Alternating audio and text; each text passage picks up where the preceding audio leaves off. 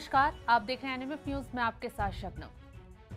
कांग्रेस सांसद राहुल गांधी इस वक्त विदेश दौरे पर हैं और वो वहां पर ऐसे बयान दे रहे हैं जिससे देश की राजनीति में कोहराम मचा हुआ है। कभी राहुल गांधी आरएसएस पर भड़ास निकालते हैं, कभी मोदी सरकार को घेरते हैं। लेकिन इसी बीच राहुल गांधी कुछ ऐसे लोगों से अमेरिका में मुलाकात करते हैं कि देश में कोहराम ही खड़ा हो जाता है। अब राहुल गांधी ने अमेरिकी सांसद इल्हान उमर से मुलाकात की है। जैसे ही उनकी मुलाकात की तस्वीर वायरल हुई, पूरे देश में हड़कंप ही मच गया। बीजेपी ने उन्हें तुरंत घेरना शुरू कर दिया, क्योंकि इल्हान उमर कोई छोटा मोटा नाम नहीं है, कोई छोटी मोटी ऐसी शख्सियत नहीं है जिनकी चर्चा देश में या फिर कोई भी विवादित काम होता है तो उनकी चर्चा ना होती हो।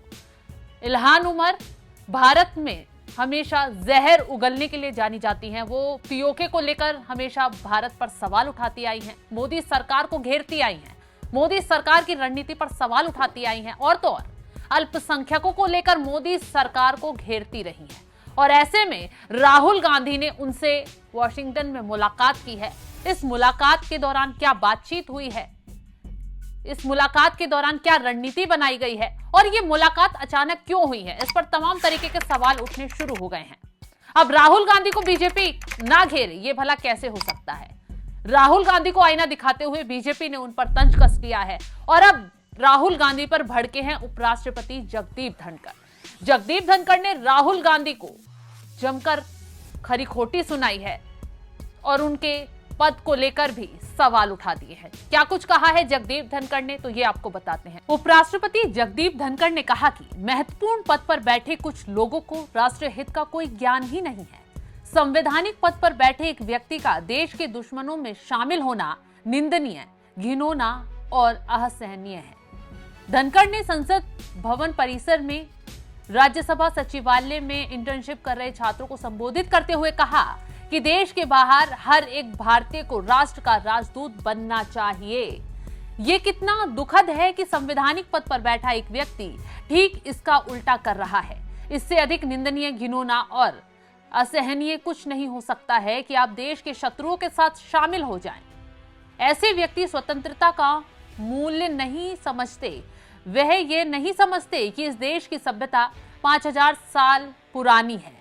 मुझे दुख और पीड़ा है कि महत्वपूर्ण पद पर बैठे कुछ लोगों को राष्ट्रीय हित का कोई ज्ञान नहीं है।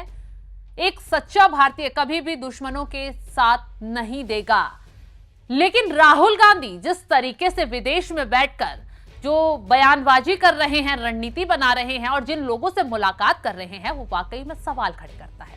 क्योंकि राहुल गांधी एक तो आरक्षण का मुद्दा उठाते हैं, वहां पर जाकर कहते हैं कि भारत की स्थिति सही हो जाती है और देश में कांग्रेस की सरकार आती है तो आरक्षण खत्म कर देंगे। ये वही राहुल गांधी हैं जो भारत में आरक्षण को लेकर मोदी सरकार को घेर रहे थे। लोकसभा चुनाव के दौरान एक नैरेटिव सेट किया गया और कहा गया कि मोदी सरकार आरक्षण खत्म कर देगी। यह आरक्षण नौकरियों के जरिए खत्म किया जाएगा, यह आरक्षण नौकरियों को प्राइवेट करके खत्म किया जाएगा, यह आरक्षण युवाओं के भविष्य को खतरे में, अगर खत्म होता है तो खतरे में डाल सकता है। तमाम तरीके की अफवाहें विपक्ष की तरफ से फैलाई गई और जिसकी वजह से कांग्रेस 99 सीट जीतने में कामयाब भी हो पाई, क्योंकि झूठ फैलाया, जमकर लोगों को गुमराह किया।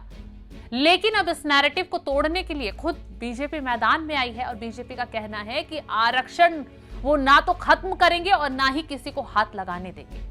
अब इसी नैरेटिव को लेकर राहुल गांधी विदेश दौरे पर पहुंच गए। उन्होंने आरएसएस की विचारधारा पर भी सवाल खड़े कर दिए और कहा कि आरएसएस एक विचारधारा पर काम करती है जो देश के लिए घातक है। तो अब समझिए कि जो राहुल गांधी आरएसएस पर यहां बैठकर सवाल उठा रहे हैं, जो मोदी को घातक बता रहे हैं, जो बीजेपी पर निशाना साध रहे हैं, वो भला देश विरोधी लोगों से मुलाकात कर रहे हैं। ये कितना सही है? आप कमेंट कर जरूर बताइएगा कि राहुल गांधी जिस तरीके से इल्हान उमर से मुलाकात कर रहे हैं, वो इल्हान उमर जो भारत के खिलाफ हमेशा जहर उगलती हुई आई हैं, उनसे मुलाकात करना कितना राहुल गांधी के लिए सही है। तो चलिए अब ये भी बता देते हैं कि इल्हान उमर आखिर हैं कौन और क्यों उनकी और राहुल गांधी की मुलाकात से देश की राजनीति में भूचाल आ गया है। कौन है इल्हान उमर? इल्हान उमर अमेरिकी सांसद हैं। 2019 में अमेरिकी कांग्रेस की डेमोक्रेट सदस्य हैं। इल्हान पहली अफ्रीकी शरणार्थी हैं जो चुनाव जीतकर अमेरिकी संसद पहुंची। इल्हान को उनके भारत विरोधी विचारों की वजह से जाना जाता है। इल्हान ने साल 2022 में पाकिस्तान के कब्जे वाले पीओके का दौरा किया था और उसी दौरे को लेकर अमेरिका की सालाना रिपोर्ट में पता चला था कि पाकिस्तान ने इल्हान के इस दौरे को फंड किया था। रिपोर्ट में बताया गया था कि पाकिस्तान सरकार ने 18 से 24 अप्रैल के इल्हान उमर के दौरे का सारा खर्च उठाया था। इल्हान ने पीएम मोदी के अमेरिकी संसद में दिए भाषण का बहिष्कार किया था। तो इल्हान उमर, सोचिए कि किस तरह भारत के खिलाफ जहर उगलती हैं, साजिश रचती हैं और उन्हीं इल्हान उमर से राहुल गांधी मुलाकात कर रहे हैं और उसी कॉन्सेप्ट पर बात कर रहे हैं जिस पर इल्हान उमर बात करती भी आई हैं। वो वहां जाकर आरक्षण की बात करते हैं, वहां जाकर मुसलमानों की बात करते हैं, वहां जाकर सिखों की बात करते हैं। हालांकि जो राहुल गांधी ने सिखों को लेकर बयान दिया कि भारत में उन्हें पगड़ी पहनने से रोका जाता है, उन्हें कड़ा पहनने से रोका जाता है, इस पर भी वो बुरी तरह फंस चुके हैं।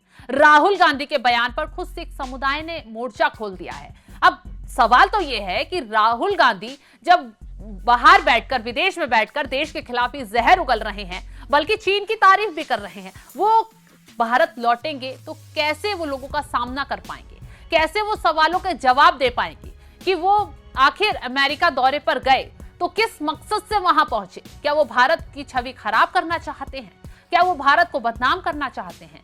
क्या वो देश विरोधी लोगों के साथ मुलाकात कर कोई साजिश के तार बुन रहे हैं? राहुल गांधी की इस मुलाकात पर अब जगदीप धनखड़ तो भड़के ही हैं, पूरी बीजेपी ने भी मोर्चा खोल दिया है।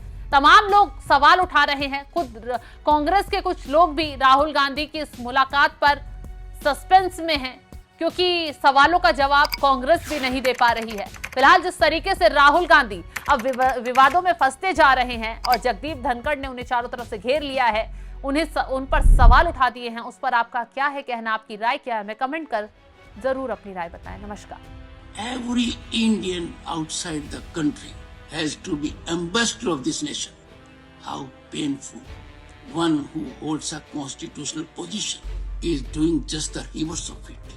Nothing can be more condemnable, despicable, and intolerable that you become part of enemies of the nation.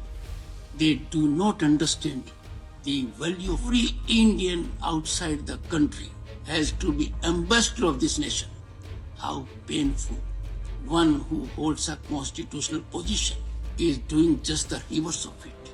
Nothing can be more condemnable, despicable, and intolerable that you become part of enemies of the nation.